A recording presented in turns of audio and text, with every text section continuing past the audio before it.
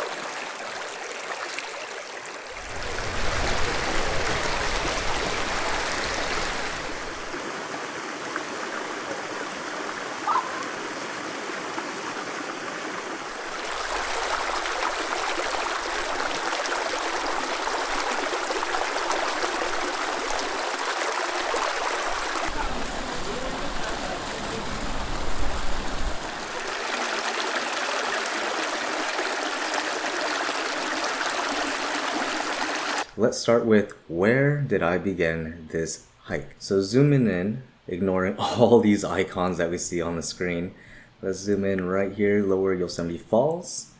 And then we have the trailhead right here.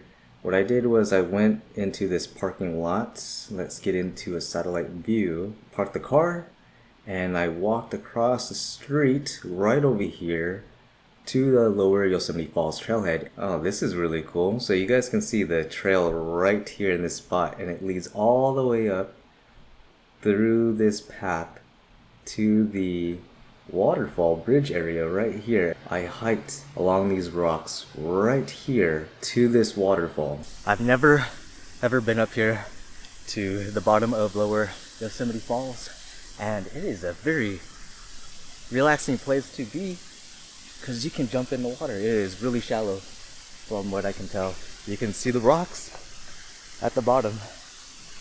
Oh, and then you have this gorgeous view. You can see the lower part right there dropping off. I'll show you guys what it looks like when there are people. So let's drop the little Google yellow guy down in. Ooh, wow, look at that.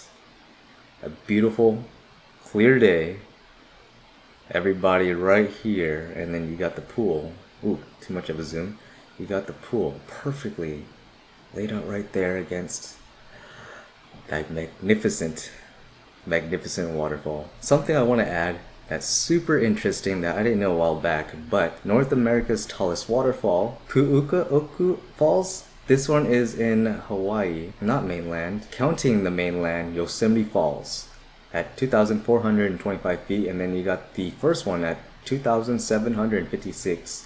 So Yosemite Falls is the tallest waterfall on the mainland of North America. How crazy is that? Right in Yosemite. At the end, when I got to the waterfall, a bug landed in my eyeball. Friggin' hell. There's a bug in my eye that I just got out. Dude, that was not fun. Well, anyway, let's see the bright side of things. I made it to the waterfall.